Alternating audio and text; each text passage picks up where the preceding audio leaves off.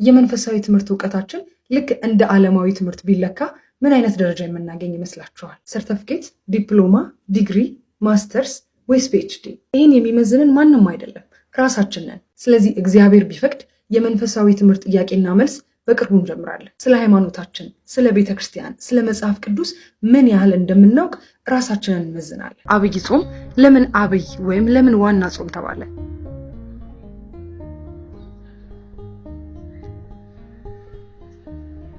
መልሱ ይህ ጾም ዋና ወይም አብይ የተባለበት ምክንያት ራሱ ጌታችን መድኃኒታችን ኢየሱስ ክርስቶስ ስለጾመው ነው። ሁለተኛ ጥያቄ፣ ቤተክርስቲያናችን በአዋጅ ያሳወጀቻቸው ጾሞች ስንት ናቸው?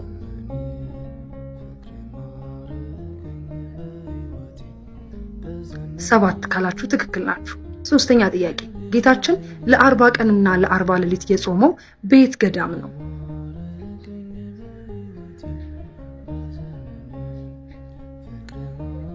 በገዳመ ቆሮንቶስ። አራተኛ ጥያቄ፣ የአብይ ጾም የመጀመሪያ ሳምንት ምን ይባላል?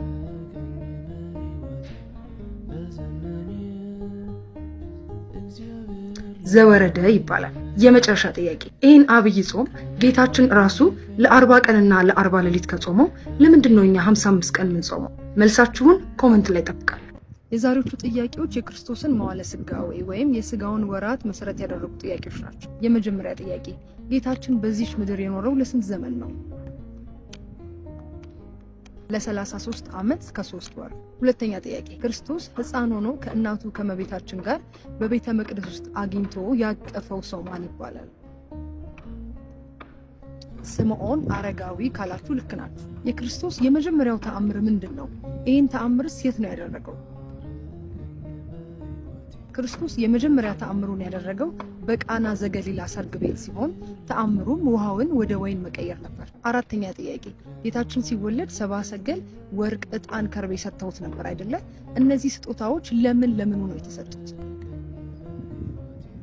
ዕጣን ለአምላክነቱ፣ ወርቅ ለንግስናው፣ ከርቤ ደግሞ ሞቱን በማሰብ የተሰጡ ናቸው። የመጨረሻው ጥያቄ፣ ኢየሱስ ክርስቶስ ወይም ወልድ ስንት ልደት አለው? መልሳችሁን ኮመንት ላይ እጠብቃለሁ። በእርግጠኝነት አብዛኞቻችን የእመቤታችንን ልደቷንና እርገቷን እናውቃለን። ዛሬ የምጠይቃችሁ ግን የተጸነሰችበትን ቀንና ያረፈችበትን ቀን ነው።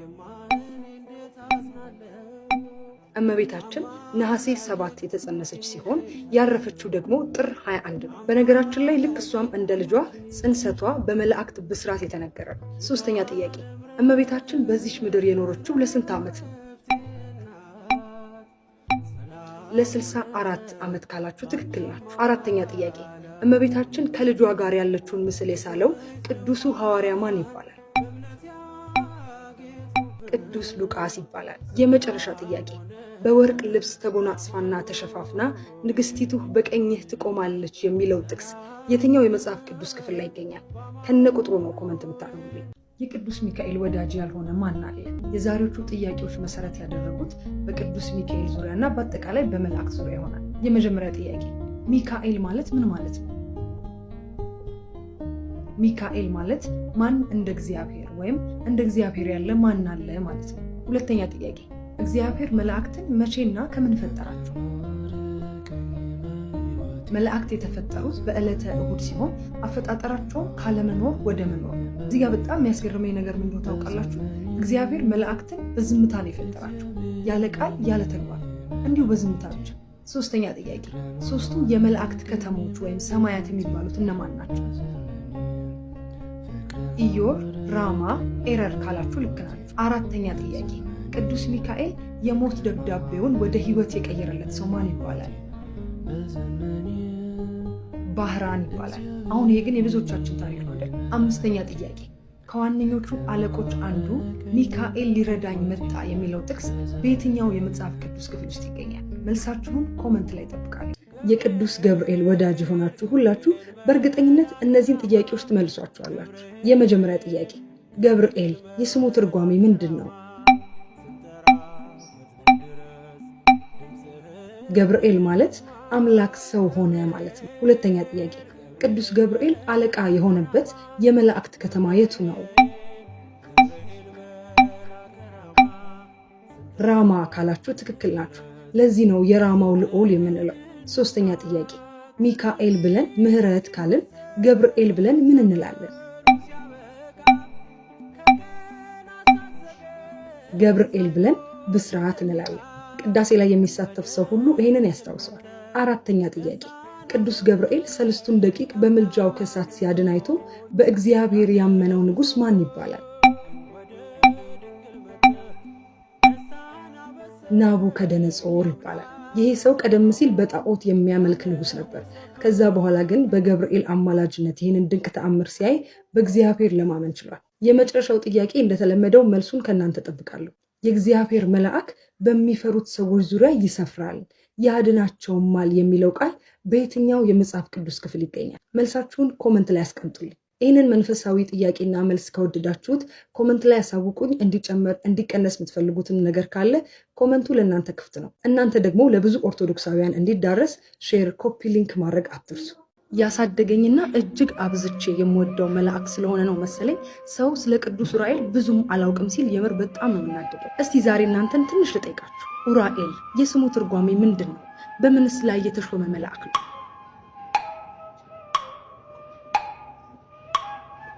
ዑራኤል ማለት እግዚአብሔር ብርሃን ነው ማለት ሲሆን ቅዱስ ዑራኤል በመብረቅና በነጎድጓድ ላይ የተሾመ መልአክ ነው። ሁለተኛ ጥያቄ ቅዱስ ዑራኤል የጥበብ ጽዋ ያጠጣው ሰው ማን ይባላል? እዝራ ሱቱኤል ካላችሁ ትክክል ናችሁ። ሶስተኛ ጥያቄ ቅዱስ ዑራኤል ከክርስቶስ መወለድ አንስቶ እስከ ትንሣኤው ድረስ ያደረጋቸው ዋና ዋና ክስተቶች ምንድን ናቸው?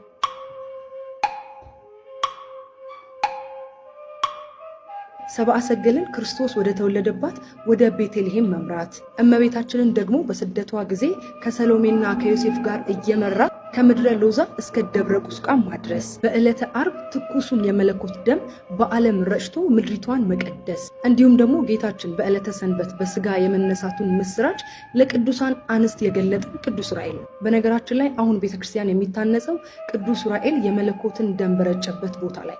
አራተኛ ጥያቄ ቅዱስ ዑራኤል በዓመት ስንቴና መቼ የንግስ በዓሉ ይከበራል?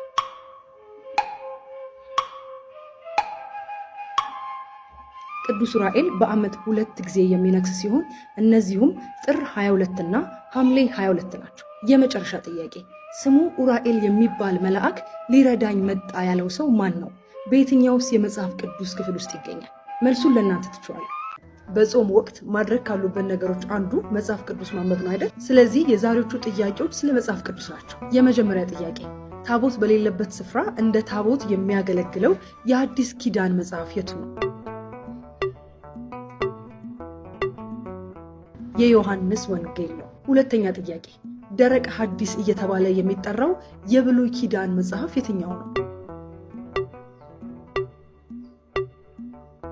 ትንቢተ ኢሳይያስ ካላችሁ ትክክል ናችሁ። ሶስተኛ ጥያቄ መጽሐፍ ቅዱስ በስንት ሰዎች የተጻፈ መጽሐፍ ይመስላችኋል? መጽሐፍ ቅዱስን የጻፉት ከ40 በላይ የሚሆኑ ሰዎች ናቸው። በነገራችን ላይ በነገስታት፣ በተራ ሰዎች፣ በመሪዎች፣ በአሳ አጥማጆች እጅግ በጣም በተራራቀ ዘመን ተጽፎ ፍጹም የማይጣረስ ብቸኛው መጽሐፍ መጽሐፍ ቅዱስ ነው። አራተኛ ጥያቄ ሐዋርያው ቅዱስ ጳውሎስ የጻፋቸው የመልእክታት ብዛት ስንት ናቸው? 14 ናቸው። የመጨረሻ ጥያቄ ብሉይና አዲስ ኪዳን እንደምታውቁት በተለያየ ቋንቋ ነው የተጻፉት አይደለ? ስለዚህ ብሉይና አዲስ ኪዳን የተጻፉባቸው እነዚህ 2 ቋንቋዎች ምንና ምን ናቸው? መልሱን እንደተለመደው ኮመንት አድርጉልኝ። ይሄ መንፈሳዊ ጥያቄና መልሳችን ለብዙ ኦርቶዶክሳውያን እንዲዳረስ ሼር፣ ኮፒ ሊንክ ማድረግ አትርሱ። ከጾሙ እኩል መጽሐፍ ቅዱስ ማንበብም ላይ እንደበረታችሁ ተስፋ አደርጋለሁ። እኔ ደግሞ ዛሬ የመጽሐፍ ቅዱስ ጥያቄና መልስ ክፍል 2ን ይዤላችሁ መጥቻለሁ። የመጀመሪያ ጥያቄ የብሉይ ኪዳን የሕግ መጽሐፍት የሚባሉት ብዛታቸው ስንት ነው? በማንስ ተጻፉ? የሕግ መጽሐፍት የሚባሉት ብዛታቸው 5 ሲሆን የተጻፉትም በሊቀ ነቢያት በሙሴ ነው። እነዚህ መጽሐፍት ኦሪት ዘፍጥረት፣ ኦሪት ዘጸአት፣ ኦሪት ዘሌዋውያን፣ ኦሪት ዘኍልቍና ኦሪት ዘዳግም ይሰኛሉ። ሁለተኛ ጥያቄ ከነዚህ የሕግ መጽሐፍት ውስጥ 10ቱ ትእዛዛት የተጻፉበት የመጽሐፍ ቅዱስ ክፍል የትኛው ነው? 10ቱ ትእዛዛት የተጻፉት ኦሪት ዘጸአት ላይ ሲሆን ባልንጀራህን እንደ ራስህ አድርገህ ውደድ የሚለው ብቻ ኦሪት ዘሌዋውያን ላይ ይገኛል። ሶስተኛ ጥያቄ፣ በብሉይ ኪዳን የነበሩት የነቢያት ብዛት ወይም ቁጥራቸው ስንት ነው? 16 ሲሆኑ 4ቱ አበይት ወይም ዋና ነቢያት ሲሆኑ የተቀሩት 12ቱ ደግሞ ደቂቅ ነቢያት ይባላሉ። ደቂቅ መባላቸው የምዕራፋቸው ቁጥር ትንሽ ስለሆነና የአበይቱ ደቀ መዝሙር በመሆናቸው። አራተኛ ጥያቄ፣ 4ቱ አበይት ወይም ዋና የሚባሉት ነቢያት እነማን ናቸው? ኢሳይያስ፣ ኤርምያስ፣ ሕዝቅኤልና ዳንኤል ናቸው። የመጨረሻው ጥያቄ፣ የእስራኤልን ጥፋት አታሳየኝ ብሎ ተማጽኖ እግዚአብሔርም ጸሎቱን ሰምቶት ለ66 ዓመት የተኛው ኢትዮጵያዊ ሰው ማን ይባላል? ይህ ታሪክ ውስጥ በየትኛው የትንቢት መጽሐፍ ውስጥ ይገኛል? መልሱን እንደተለመደው ኮመንት አድርጉ።